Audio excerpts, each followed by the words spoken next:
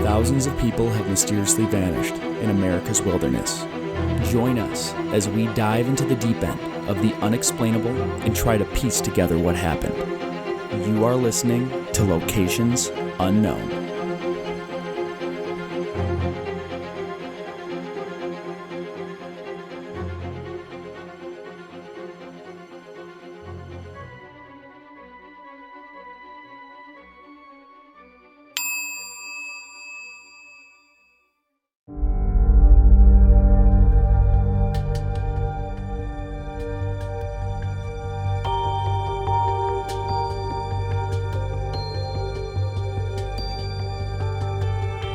What's up, everybody, and welcome back to another episode of Locations Unknown. I'm your co-host, Joe Irado, and with me, as always, is a man who taught me how to love a woman and how to scold a child, Mike Van de Bogart. Oh, Bill Brassey.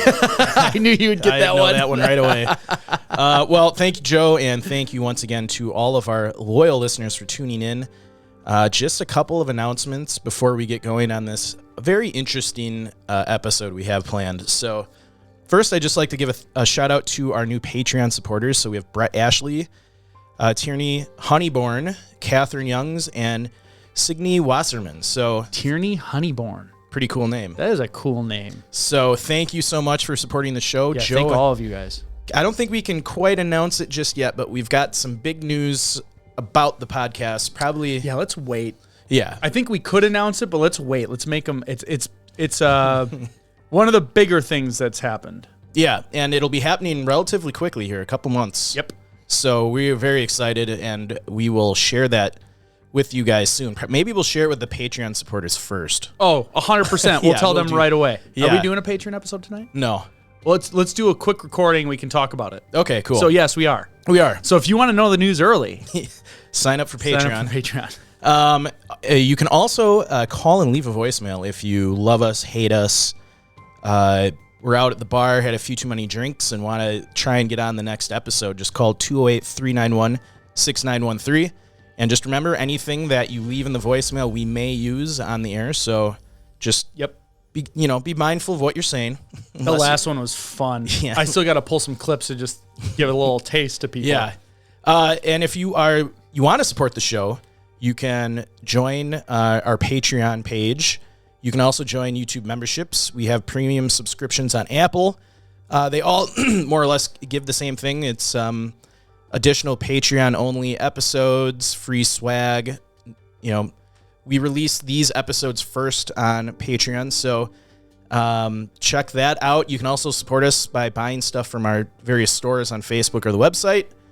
And what else? Am I forgetting anything? I think our hat should be coming soon. Okay, good. Supply chain, like they couldn't produce it, and the only ones available were kind of crappy quality, so I didn't want to order more of the bad ones. So that's all I have, Joe. That's all it was for me. All right, everybody, let's gear up and get out to explore Locations Unknown.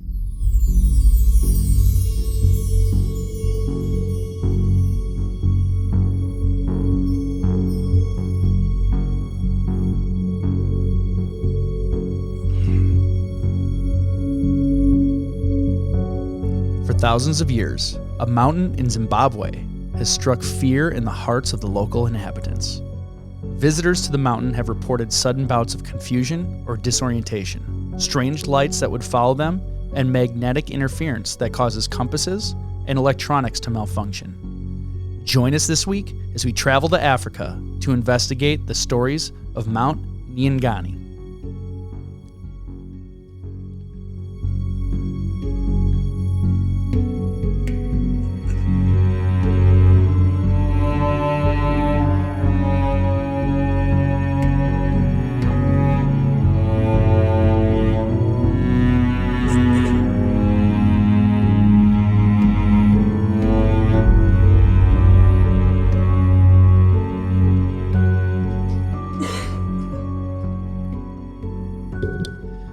So we are in Africa, which I love Africa. I'll talk a little bit about it, but we're going to Mount Nyangani. And we looked that up and practiced it, and I got it wrong several times after practicing it. Full disclosure, the only word we practiced. Yeah.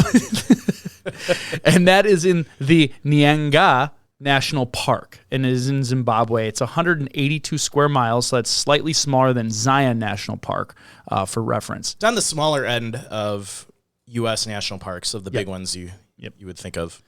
So as we said, it's in Zimbabwe in Africa. It was established in 1926. So we're going to do some habitation history of the area.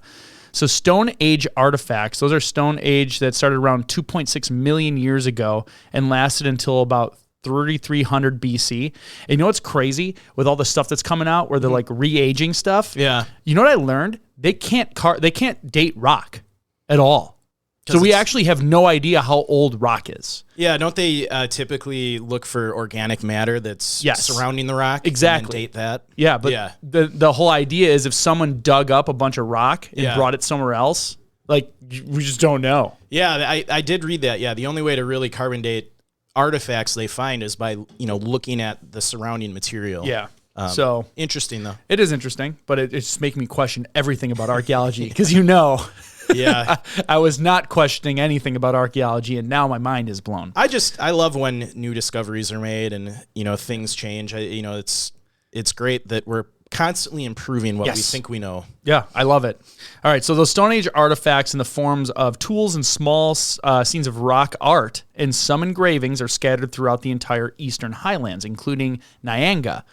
But the most profound and complex rock art is found at Diana's Vow and painted by hunter-gatherers in the late Stone Age.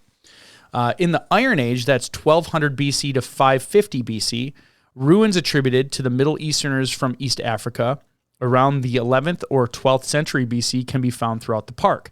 Additionally, rough terraces from 200 to 800 AD, complex enclosures from 1600 AD, and terrace complexes from 1500 to 1700 AD can also be found in the park. So a very rich history of human habitation in this area of Africa going back thousands of years. Yeah, it's like the cradle of life. I think Neil deGrasse Tyson said it perfectly.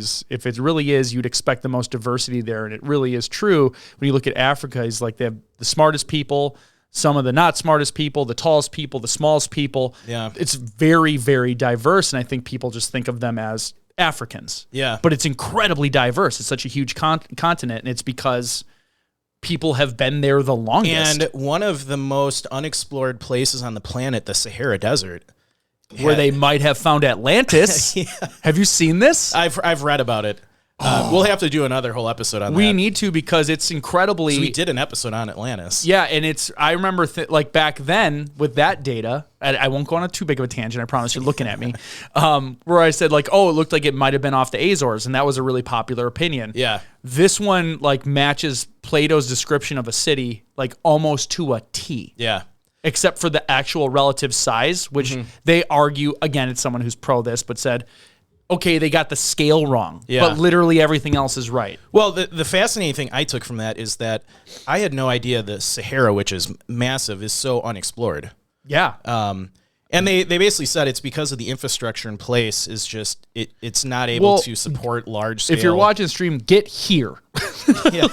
You need planes, you need supplies for days. Basically convoys, kind of like a military convoy with food and fuel. And and that doesn't sound hard, except when you look at the countries that you're in. Yeah. And the corruption and the things. There's just not, the infrastructure is not in place to support a massive archaeological expedition. Yep. But I'm hoping in the future that maybe some billionaire will take this up as his cause in life and explore the Sahara because... Yes. I think there's a lot of history there. It used to be a rainforest. Yeah. So there's probably tons of ruins there.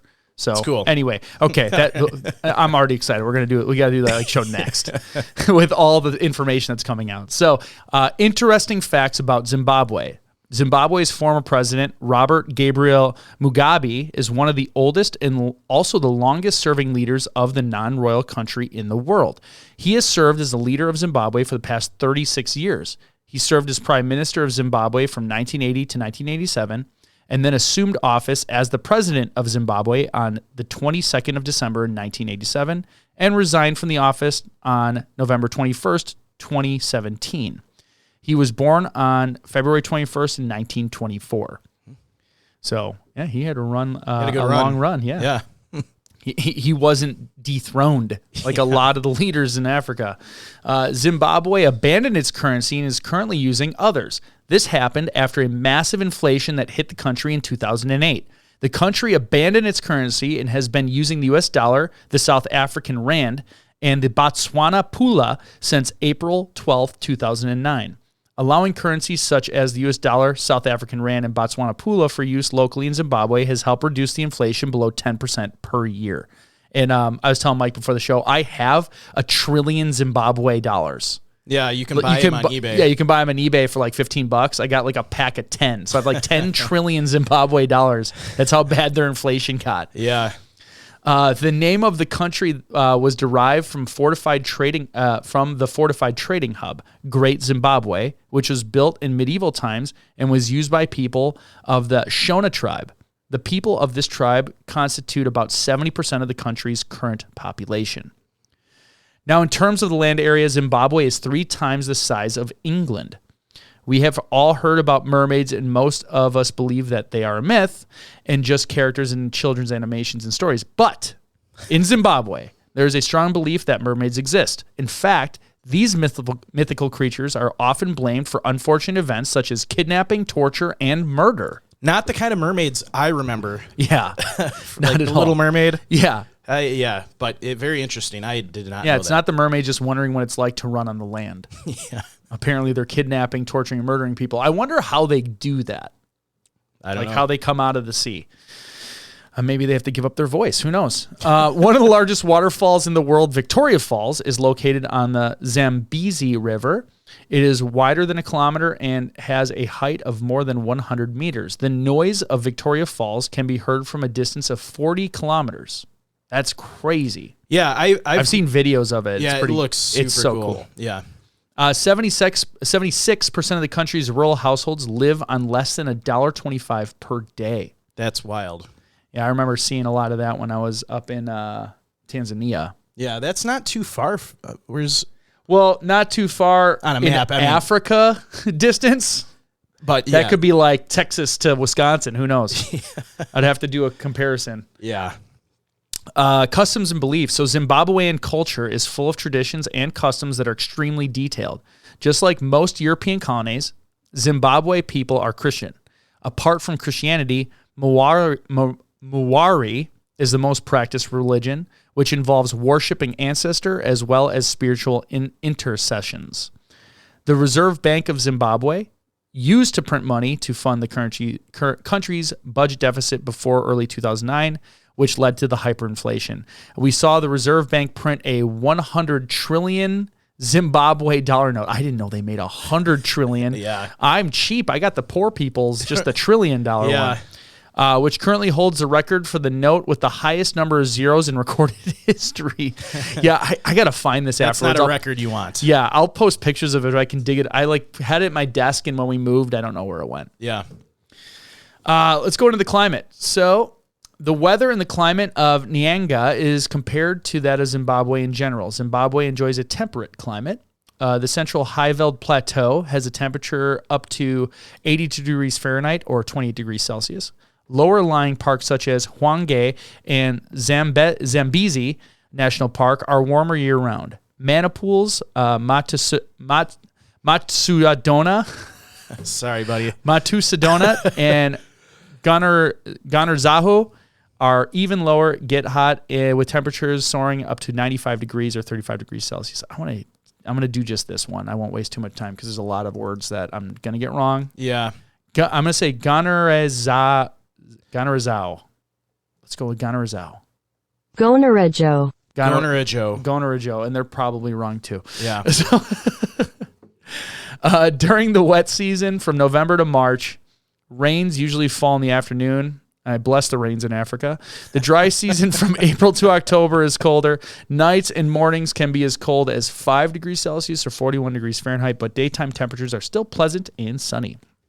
Now in November, this month is very unpredictable, and it might start raining some afternoons. Temperatures between 64 degrees Fahrenheit, 18 Celsius in the morning, and 90 in the afternoon, and 32 degrees Celsius in the afternoon. Parks in the central high-veld plateau will be colder, and parks at the lower altitude will be considerably warmer.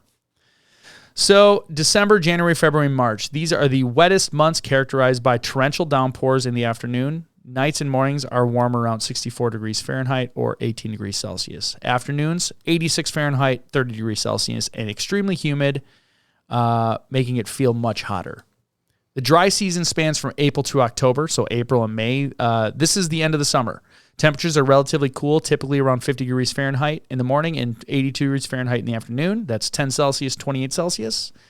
And the nighttime temperatures start to drop. By May, the rain is almost gone. So June, July, August, be sure to pack warm winter clothes when you go because morning game drives in open vehicles will be cold. And that is what you will be doing because it's awesome. Yeah. The average morning temperature is 6 degrees Celsius or 43 Fahrenheit. Afternoons will be more pleasant, like in the 70s. September and October, heat gradually builds in the peaks in October. The first rains can be in fall by late October, bringing relief from the dry conditions, and that will get in the 90s. Remember, they're below the equator. They're different summer and winter than us. Opposite of, us in the northern. Yeah, that'd be so weird to have your winter in our summer. Yeah. Because I don't live there. So the terrain, it is located within the breathtakingly scenic forests of the Nyanga National Park in the eastern highlands in southern Africa. Its perpetually mist-covered peak gives it an imposing and mysterious appearance. The landscape is dominated by rolling hills studded with huge, smoothly rounded granite whaleback outcrops, which tower over steep gorges and wide valleys. The Pungwe and Hunde rivers run in the valleys below this escarpment, and the Matarazi Falls and Zimbabwe's highest waterfall drops 162 meters into the 762 meters into the Hunde Valley. Most of its terrain consists of rolling downland, sometimes lightly wooded, lying at altitudes between 1,800 and 2,500 meters, which is 6,500 to 7,500 feet. The mountain vegetation is largely composed of heathland around the summit plateau and evergreen forests along the wetter eastern slopes and grassland to the western side. So what types of dangers will we expect? Now, animals, so these are just some of the animals present. Obviously, there's thousands of them in Africa. Buffalo and lion that stray into the area occasionally from Mozambique lowlands. I didn't know buffalo were in Africa. Well, like water buffalo. Yeah, oh, okay, yeah, I know. Okay. Yeah, you've seen those. I keep thinking of like our Great Plains buffalo, and I'm like, I didn't know those were in Africa. Kudu, well, they could be. We'll probably, someone will. I don't know what half of these are, but kudu, that's an animal in Africa. Reed buck. I think a lot of these are like a clip springer. You could look it up. I think it's kind of like an antelope type creature. Let's see, I think I have sharing pulled up on the stream. I do. Kudu and reed buck are also kind of like I just want to see what a clip springer is. Oh, wow, that is adorable. Look at that thing. It's like a tiny little deer. It's a deer, but look at how tiny it is. Kudu has those crazy straight antlers. If you look one of those up. Kudu. They're huge. That thing is adorable. I want one. Are you sharing the screen? Yeah, I am. Okay. Look at that guy doesn't, something's wrong with that guy. They're tiny. They're tiny. They have like a alpaca face with a deer head and like pointy antlers, but they're like kind of tiny. Kudu. Let's look up a kudu. Oh, I've seen these. Yeah. I've seen those on safari. Those are cool. Yeah, and they're big. And reed buck, I think, is just like a... Oh, yeah, these are huge. Look at this. Yeah. Wow. All right, we're already in it. Let's look at reed buck. I'm assuming that's like a deer. Yeah. Yeah, okay. It looks like a pronghorn. Yeah. A little bit. Obviously not, but look at the stripes on that. That's so cool. The layers on the horns. Yeah. That's really neat. All right. Sorry, everybody. They have leopards, hyenas, blue duiker. I'm going to look up that one. And Simango monkeys, blue duiker. I think this is like a little rodent type thing. I looked it up. Oh, yeah. It looks like an anteater nose on a tiny rodent body. Cool. A lot of strange animals. Yeah. It's very diverse. Yes. It's cradle of life. Malaria. Malaria is a disease caused by a parasite mosquito spread the parasite to people when they bite them. Malaria symptoms usually appear within 7 to 30 days, but can take up to 1 year to develop. Symptoms may include high fever, shaking, chills, flu-like illness. Without treatment, malaria can cause severe illness and death. The CDC recommends that travelers going to Zimbabwe take prescription medication to prevent malaria. Depending on the medicine you take, you will need to start the medicine multiple days before your trip as well as during and after your trip. And that medication makes you feel sick. I actually opted out of it when I went to Tanzania. Oh, really? Because the area we were going to didn't have malaria mosquitoes. And I don't know how they know that. Yeah. But I trusted them, and I didn't get it. So, That's but good. apparently the medication can make you feel just as sick as malaria does. Yeah, which is not great when you're summiting it's mountains. Exactly. And it's obviously not as bad, but it's like the same symptoms. So Yeah. I was like, I'll take. I took all the other vaccines. So I think I took like 6 out of 10. Yeah. Because they have a whole gamut for Africa, and then you go to your region, they're like, all right, you really only need these ones. Yeah, there's no point in taking it if it's not a problem in that region. Yeah. So the CDC recommends that travelers going to Zimbabwe take prescriptions. I already read that part. Yep. Typhoid fever, I did take that one. Typhoid fever and paratyphoid fever are similar diseases caused by bacteria. Salmonella typhi bacteria cause typhoid fever. Salmonella pasteurella bacteria causes paratyphoid fever. People infected with these bacteria can spread them to others. This typically happens when an infected person uses a bathroom and does not wash their hands. The bacteria can stay on their hands and contaminate everything that the person touches, including food and drinks. And they have like the Middle Eastern bathrooms, where it's just a hole in the floor and maybe a hose on the wall if you're lucky to wash it down if you miss the hole. So something like typhoid fever could probably be eradicated with just better infrastructure for hygiene. Infrastructure, cleanliness. Yeah. But that's not their main concern. A lot of their main concern is survival. Yeah. They're burning manure and stuff to cook their food indoors sometimes. So, typhoid is not a huge concern. No. I remember even eating the food there, I felt more comfortable because of the vaccinations, but they'll have just meat hanging in a window and flies all over it, and that's your food, and you're hoping they cooked it. Well, and something like typhoid is easily avoided by getting the vaccine. Yes. Or, I did get that one. Just using kind of just hygiene practices that here in the United States are pretty common, but it's hard there. There's not a lot of running water and infrastructure. That's what I can tell you. And I was in areas that were better than a lot of the places. We went to a couple places, a couple villages to meet with people just to experience it. Go and all people are awesome. All the people are awesome. They're so nice. They love spending time with us. But you can tell that they need a little revolution there of infrastructure and. Yeah, the sad thing is there's so many of these, afflictions that they suffer through are easily fixed with just. It's mismanagement. It's just I met a couple people there who were there on business at one of the hotels. Yeah.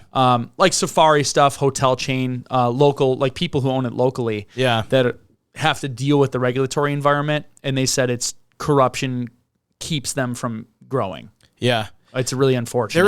There was a charity I was looking at that does for malaria something as simple as providing mosquito nets. Oh yeah. They saved millions of people's lives just by giving them nets. And there's this charity I was looking into. I was trying to find some charities to donate to that are around hiking and things, nature, and put them on the website to promote them. And one of them was this charity that just buys mosquito nets and gives them to the real rural areas in Africa. And it's a mosquito net costs like a couple dollars. And at their bulk, it probably isn't even that much. And it prevents so many malaria deaths by just putting up mosquito nets at night. Yeah.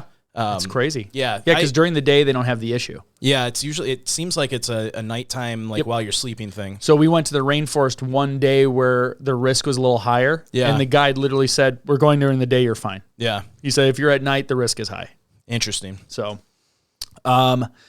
yellow fever is a serious disease caused by the yellow fever virus. Most people infected with yellow fever virus do not get sick and have only mild symptoms. People who do get sick will start having symptoms: fever, chills, headache, backache, muscle aches. 3 to 6 days after they're infected, about 12% of people who have symptoms go on to develop serious illness, jaundice, bleeding, shock, organ failure, and sometimes death. Get the yellow fever vaccine and take steps to prevent mosquito bites. So I did get that one too. Yeah. That was a big one. Other health concerns include dengue fever, hemorrhagic fever. These are just a couple more serious illnesses that you can possibly catch. So the U.S. Department of State lists Zimbabwe as a level 2 of 4 exercise increased caution due to crime. So they just have an issue with opportunistic crimes such as pickpocketing, theft, smashing car windows with intent to steal. That's very common. Violent crimes such as assault, carjacking, home invasion also does occur. Criminals often target foreigners and residents suspected of having large sums of cash. So that's in a lot of places. I mean, go to any, sadly, even in most of our major I was cities going to say, here in the US, the south side of Chicago. Yeah. You'll probably have a worse time than in Zimbabwe. General difficulty in hiking Mount Nyangani. I almost said Nyangani. I'd say, so I'll read about that peak and then I'll talk a little bit about when I did Kilimanjaro. So the peak can be reached in about 1 to 3 hours by anyone of average fitness. This ascent brings a hiker to an altitude of about 7,200 feet or 2,200 meters, and the remainder is mostly walking across the gentler gradients of the summit plateau. The hazards here are produced by bewildering fast weather changes that can switch from sunny skies to thick fog. And under these conditions, several fatalities have occurred due to hikers losing their way, falling down ravines. And these are there are 3 ascents that follow paths. The main axis of the mountain is a tourist path from the west. This ascends along the edge of the upper Nyamuziwa. I'm going to put this one in. Just because I want to hear Translate say it.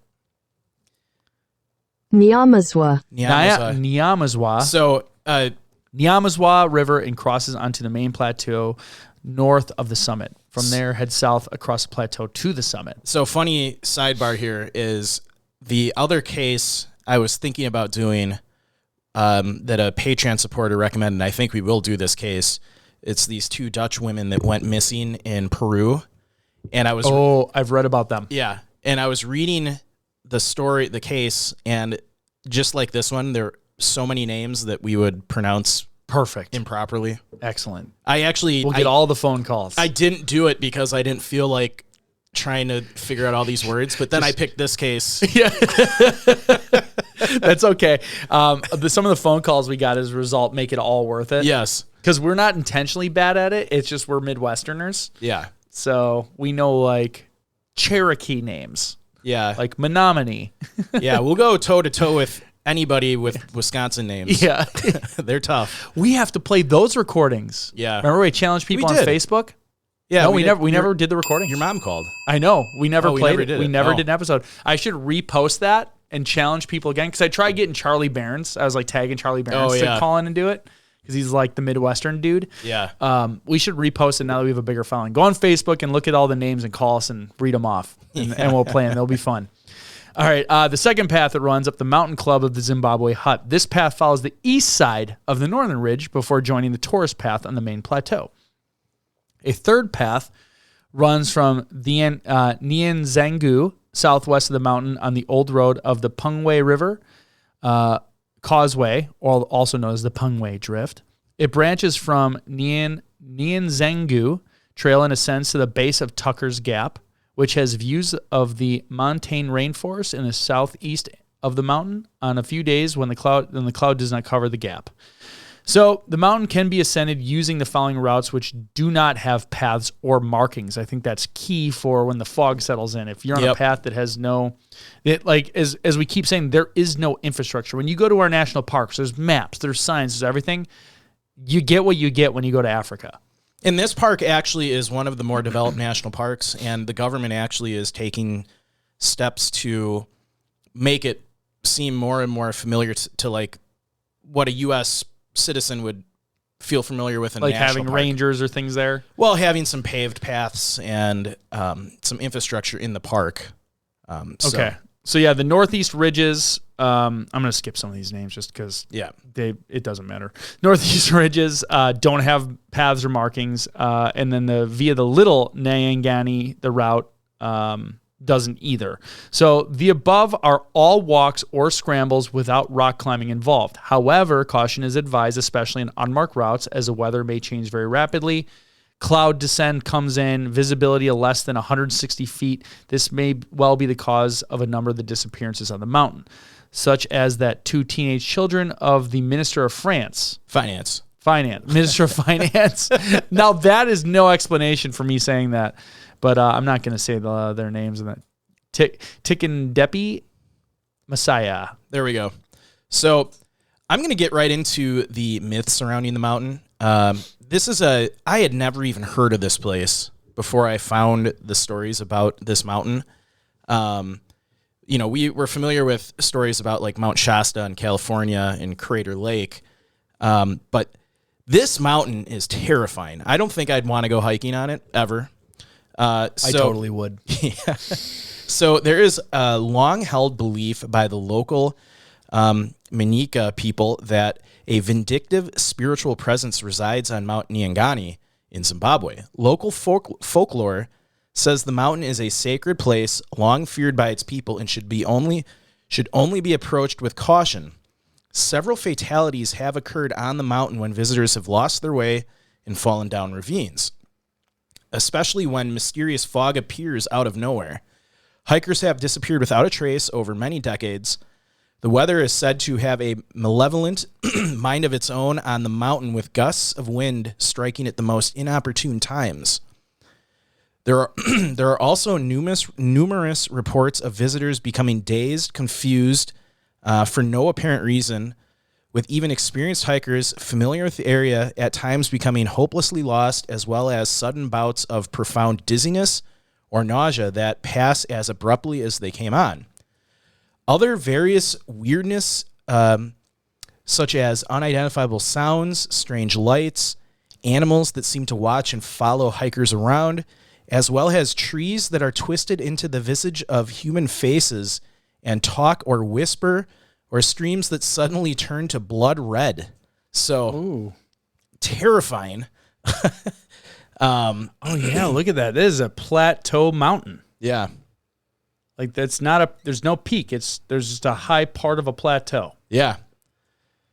So, it is also said that compasses and electrical equipment will sometimes go haywire or break down entirely, and that sometimes photos taken here will not develop properly. Locals say when you come across a strange, colorful snake, a smoldering clay pot with no fire, or a brick of gold, it's best to pretend you have not seen anything and move on. For this reason, visitors to the mountain are encouraged to seek permission from elders living around the area before venturing onto it. Although some state this is an excuse for payments to be made for so-called spirit protection to dubious individuals who claim they have supernatural powers. But like Mount Shasta or Crater Lake in the United States, Mount Nyangani seems to be a place of mystery that can catch the unprepared visitor. Elders at local villages say visitors should not wear red clothing when visiting Mount Nyangani, as this is said to greatly upset the spirits. For the same reason, locals also advise hikers that they should refrain from relieving themselves on the mountain, avoid profanity, and abstain from any sort of sexual activity. Even the area surrounding the mountain is saturated with spooky tales, from magical locations to strange beasts. For instance, 2 dams that were under construction in an area called Osborne and Gokwe were reportedly plagued with setbacks and troubles due to what the locals claimed was a work of mermaids angered by the desecration of their river. In addition, it's just the guy who did it. It's like, it was clearly mermaids. Yes, instead of shoddy construction work. Yeah. In addition, numerous freak construction accidents, equipment malfunctions, and foul weather dogging the workers at every turn. There were purportedly some construction workers who went missing without a trace, never to be found. Things got so tense with the deeply frightened crews, many of whom said they had seen the creatures themselves, that a large portion of the workers refused to go back to work until tribal elders came in to perform special rituals to appease the rampaging mermaids. So, pretty wild folklore about this mountain. And there's also a very long history of people disappearing without a trace on this mountain. So I'm going to go through some of the disappearances, and at the end we actually have a case of somebody who went missing and then was found. And you got to hear his tale of what happened. It's bizarre. So our first story starts back in the 1980s. So in the 1980s, a senior government official went missing on the mountain while out on an excursion with 2 companions. The group was missing for a total of 4 days, during which time search operations were unable to find any trace of them. During this time, the group later claimed that they had wandered aimlessly in a confused state and that they did not feel tired, dehydrated, or hungry at all the entire time. They also reported that they had seen searchers looking for them, but that they themselves had seemed to be invisible, neither seen nor heard when they called out to the rescuers. It is said that it was only when tribal leaders in the area made a desperate blood sacrifice to the mountain spirits that the missing official and his companions were miraculously found again. And although they had been gone for 4 days, they themselves believed they had only been gone a few hours. It was claimed at the time that they had been stuck in a sort of intermediary realm between realities, held there by the spirits of the mountain until they had been appeased, imprisoned in a kind of state of suspension or limbo called chimadiza by the natives. So that's bizarre. Yeah. They're in a suspended reality for 4 days. Yeah.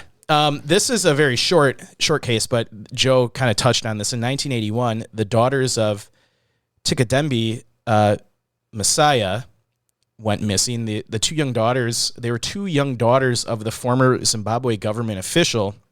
They disappeared on the mountain in 1981.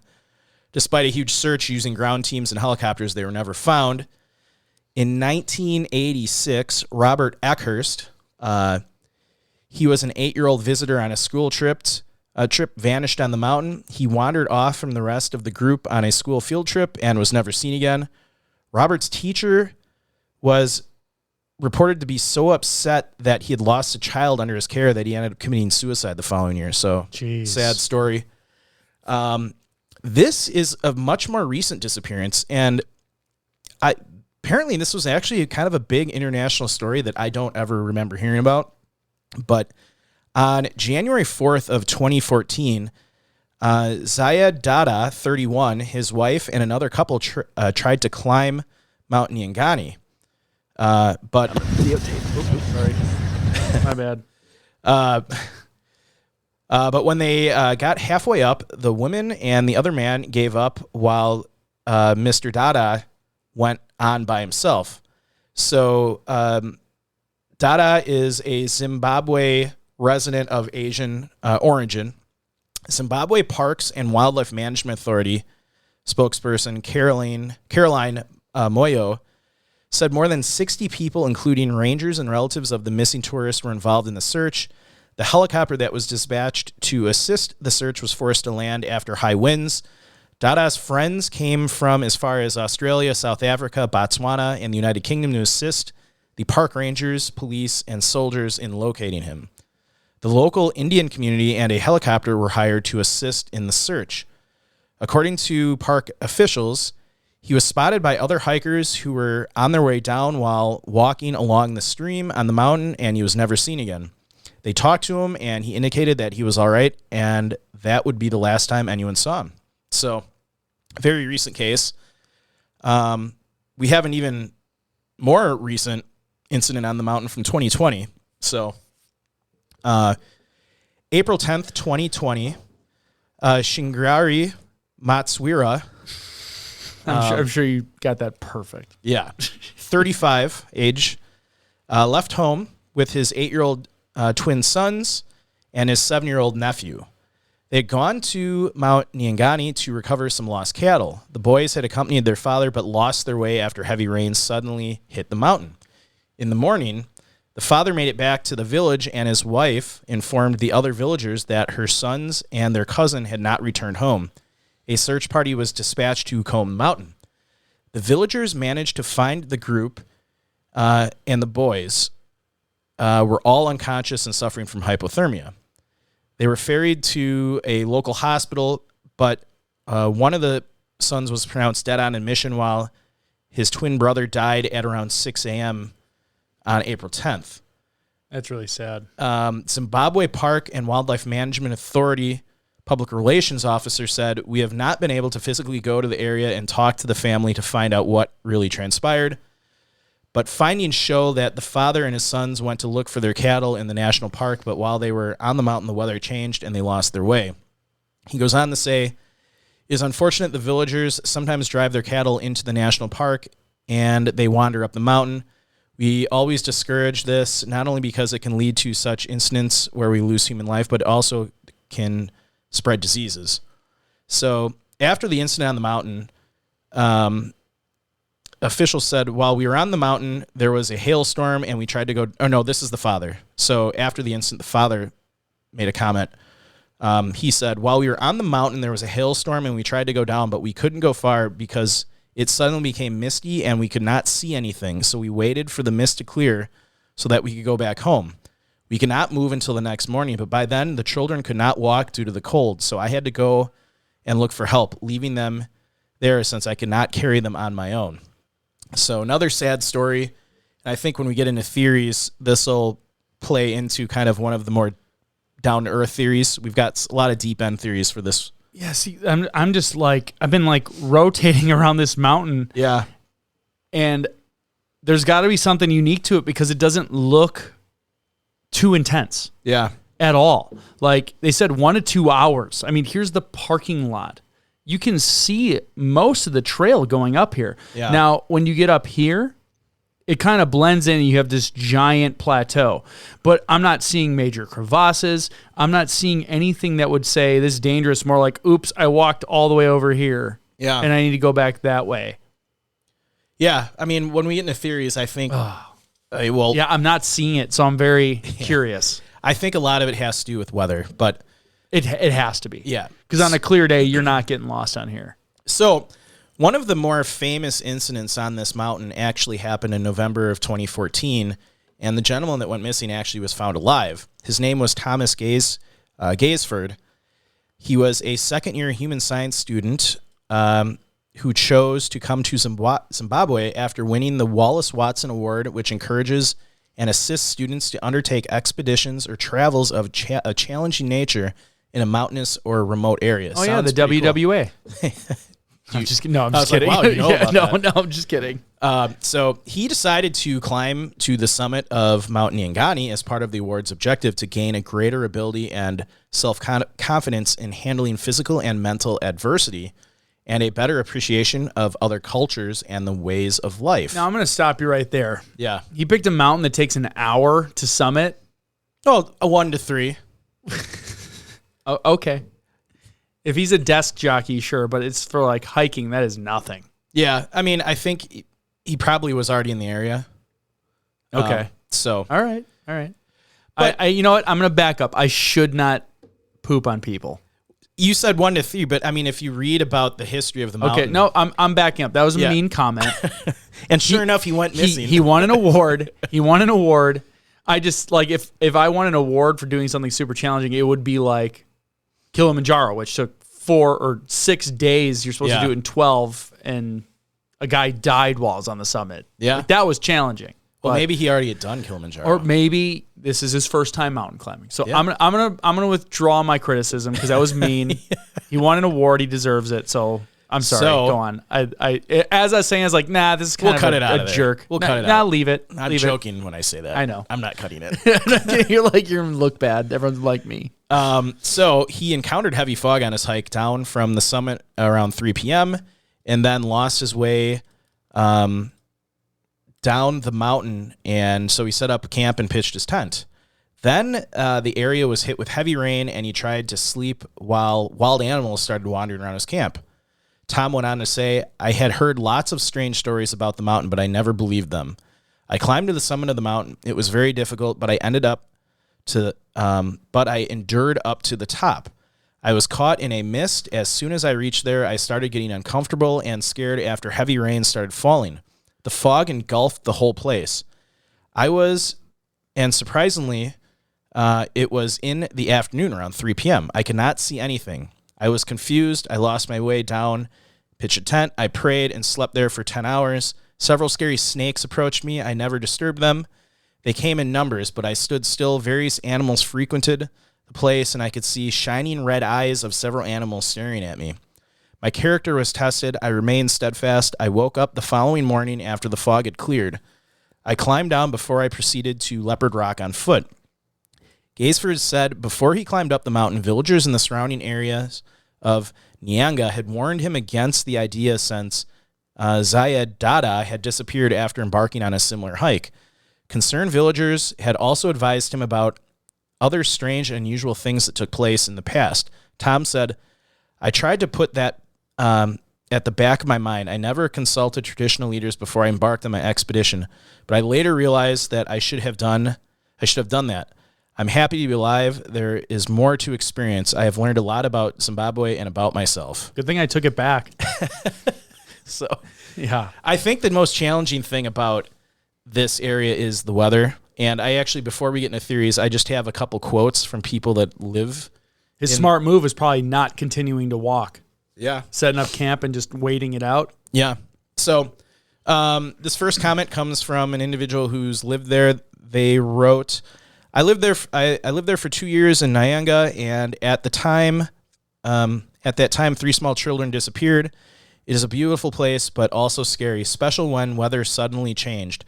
I did walk a short distance up the mountain, but returned as there is a kind of power, indeed, supernatural force. I was alone, and I suddenly felt uncomfortable. Also near the Montclair cottages, people said that they were haunted. The old chiefs should write down their knowledge before it is gone. So, interesting comment about the area. I'll just read one more. I was born and grew up in Nyanga, Troutbeck area, which lies in the Nyangani mountain region. The disappearance of people in the mountains is a mystery. Those who somehow survive and reunite with their families could hardly remember any experience they go through during the period they went missing. They tell absolutely nothing like someone coming off a trance. It's an ancient norm that has been happening ever since. I agree there are factors that might aid in the disappearance like weather and terrain, but at least bodies should be found when search parties engage. In simple words, my answer is there's probably a mysterious and supernatural force that causes all of this. The traditional local chiefs understand much things regarding these mysteries. They aided in a few that were found after missing. At first, I thought it was all cult syndicate, but I later realized that truly there is something mysterious about that place. So anyone that lives around there is fully on board the supernatural train with this mountain. It sounds like it. So I will jump right into theories, and we're going to start with deep end. So we're starting with the deep end? Starting with the deep end. Right on, let's do it. And then we'll move into what probably is really I love the causing deep the end. disappearances. So Big fan of the deep end. obviously, if you've been listening through the whole episode, something supernatural is going on when you talk to a local. So Clearly. the major theory of the locals is it's angry wandering spirits, dark magic, and forbidding zones between dimensions trapping souls. So tribal elders have long warned that it is absolutely necessary to follow the rules of the mountain and to not anger the many roaming spirits that internally guard it. According to the locals, missing people are being held captive by the spirits of the mountain, and that if only they had followed the etiquette, they would have been fine. They also claim that the only possibility of bringing these lost people back is through intense rituals to ask these spirits for forgiveness, and they have urged park officials to cooperate with enacting guidelines to follow the proper sacred methods and rituals calming the spirits of the mountain. Keep going. No, that's it. Okay. No, I have one more off the deep end. All right. So this theory is that there's a subterranean alien base under the mountain. Ooh. And this is totally deep end. This is even, I don't know if this is less believable than angry spirits, but it's up there on that level. So according to remote viewing documentation released by the CIA, this is one of 4 subterranean alien bases. In 1973, a remote viewer verified these 4 bases.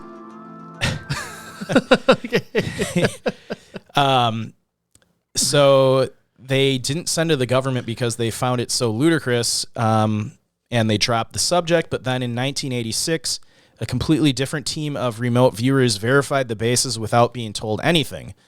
So 2 separate teams remote viewing claim to have found the exact same location. And I mean, remote viewing is probably not real. We're in the deep end, so we're going to say end. they had 2 separate groups of remote viewing sessions that found the same base, same location. One of 4 in the world. One of 4 is under this mountain.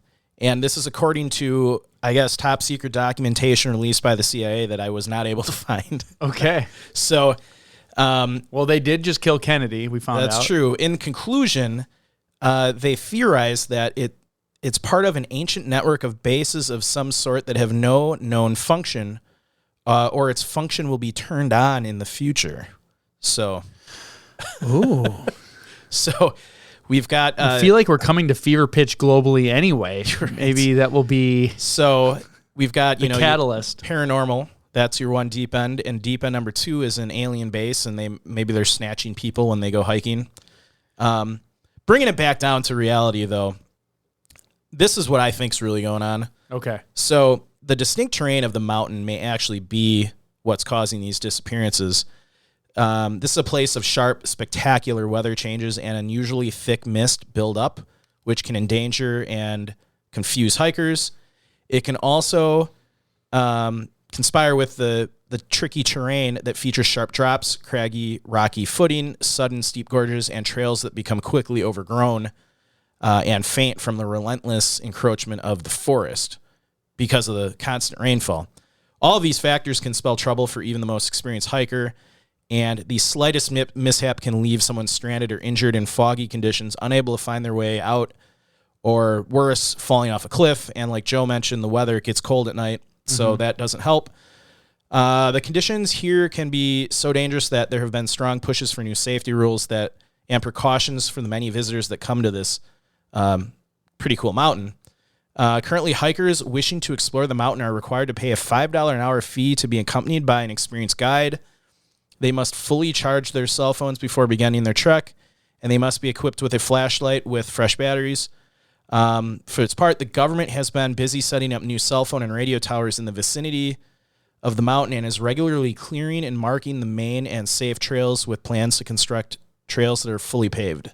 So, oh wow, the government, I think, knows there's enough of a problem here, and this obviously is a popular mountain to hike. Yeah, and I think the weather. I think this is just a unique location. If you zoom out a little, I don't know what would cause this kind of weather, but must just be the location in Africa where... Well, and you can see, look at how green it is on this side in the valley. So it's probably coming up that ridge real quick and dumping a lot of the moisture, but then you get just the cloud cover on the top. Yeah. Like if it was a pointed mountain, maybe it wouldn't be as bad. Yeah. But I'm with you on the weather. And I'm not seeing these drop-offs unless they're like going to here because they can't see and then stepping off on the edges. But this is such a large area. I mean, and it's even tough right to here, tell from satellite even photos. Here, it's tough to tell. That's, but it looks like a scree field. Yeah. So like these shadow areas, sure. It's got to be wandering off, getting lost, and then they just don't have the resources to search. That'd be my guess because they said they're not even finding the bodies. Yeah. And if we're staying in reality here, do they just not have the resources to look? Well, and there's a lot of predation there's a lot of animals I was around going to here say, too, I wonder if they're just getting scooped up real fast so there isn't a chance to find a body. But I think a movie should be made about this mountain. That'd be like a horror movie. Yeah. I think it would be pretty cool. We'd do another X-Files movie. Yeah. About the base underneath. I think, Let's zoom out and see if there's like any ports of entry for the base that we can see or pick up from a different altitude. It's probably flat because it's probably like just a hangar cover and like it opens up. You gotta think bigger. Like this entire thing maybe was an entry that went down on an angle. But yeah, either way, I apologize for our butchering of the names, but I think the story itself is really interesting. I'd never heard of this place before. Super interesting. No idea it existed. Yep. That is right up there with any paranormal stuff going on in the U.S. No, I agree. Mount Shasta is kind of known, in Crater Lake are kind of known as the... This seems more mysterious because it's in an undeveloped part of the world. Yeah. Like, there's less infrastructure there to explain it away. So, like, when they start putting roads and paths, I wonder if a lot of it will just drop off. Yeah. Like, you won't have as many disappearances. Or you'll have even more because more people are going to do it. Well, we'll see. I think we'll have to follow up on that one. Your theory, you think it's weather and terrain? I think it's weather and terrain. Not aliens? Not aliens, no. I think it's weather and terrain. Now, with the electromagnetic stuff and the interference, that can happen. Do we know what type of like rock is there? Is it like heavy iron content? Well, they said granite. I don't. Does that affect? I have no clue. What's the plural for compasses? Compi? Probably not. This is so far out of my wheelhouse. I don't even want to speculate. Let's see. Can a compass be thrown off by its surroundings? Well, there are areas where there are magnetic anomalies. Can granite be magnetic?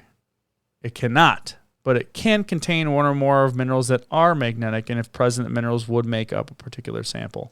So what you're saying is there could be a natural, reasonable explanation. I'm wondering because, why. if I go to boundary waters in certain areas, there's so much iron. If you're in certain areas, your compass doesn't work right. It doesn't necessarily spin or go crazy, but it doesn't point to true north because, like, I always bring maps and compasses along with the cell phone. Yeah, and sometimes the compass is 15 minutes off in one direction, and not huge enough to get lost, but enough where it's like, okay, that's not magnetic north. That's getting interference from all of the concentration of iron around here. Yeah. So I'm almost wondering if there's something similar there that has that in there. So could be. Yeah. I mean, we've talked about other episodes in the Alaska Triangle and where there could be some kind of disturbance in the Earth's magnetic field that causes, people's compasses to malfunction. Yeah. The vortices. Yeah. I always say visceral vortices, but vertical it's no. I thought it's another V word. Yeah. Well, it'll come to me. Either way, I think in this case, weather is probably the biggest factor. I think that's in the weather. Disappearances. Whenever you're hiking, vortices, vital. I don't know. I'm gonna whenever you're hiking in the mountains, fog is generally not a good thing. Not having visibility when you're up at altitude is bad usually. Yeah. Vile vortices. Vile vortices. That's what it is. But I was listening to you, but I was just stuck in my head. I was just kind of rambling. I had to figure it out. I think weather. I think, and based on that one eyewitness where the guy didn't fully go missing. Yep. If stuff's happening that quick and you don't have, if it truly is a 1 to 3 hour hike, you're not going to be bringing overnight stuff. If you get caught in that type of rain, wander off somewhere else, and now it's nightfall, hypothermia, all the things we always talk about can set in, you'll die pretty dang quick. Yeah. So that's my guess is weather occurrences, they get lost, they're soaking wet. Now it's nighttime, 30-degree drop in temperature. Yeah, it doesn't explain why a lot of people that are found have kind of their memories wiped of the disappearance. It does because if you're in a hypothermic state, you are causes memory loss. Delirious. You're making decisions. That's why you're hearing sounds. What's that other word when you're not thinking right, Mike? What is it? I don't know. What is it? Come on. Disoriented. Yes. Got it right. The first time in the history of the podcast. I had to think about it. Yeah. They'll get disorientated and not make it out alive. Yeah. No, I think weather. I think it's all weather, and then you have a population of people who have a lot of cultural recognition with more mysterious things. So they blame mermaids for murder and kidnapping. So it makes sense that if people are going missing in the mountain, there's some sort of aspect like that. Yeah. So, but yeah, my vote's entirely on weather. I've changed my mind. I would like to hike this someday. I totally want to hike it. I think it'd be cool. If as long as we're prepared for the weather, then we can go there. Well, thanks again for tuning into our show. We appreciate all of you for listening and sharing Locations Unknown with your friends and family. Be sure to like and follow us on Facebook, Instagram, Twitter, and YouTube, where you can find videos of each episode. So when you hear us talking about the cute little Dooku animal, you can go see it on the video. If you would like to support the show monetarily, as we said, please visit our website or Facebook store to buy some cool swag. Additionally, you can subscribe to our Patreon account, to our YouTube subscription account, and our Apple subscription account, where you will also have access to special events and additional shows for paid customers only. Lastly, when you're enjoying the beauty of nature, whether backpacking, camping, or simply taking a walk, always remember to leave no trace. Thanks, and we will see you all next time.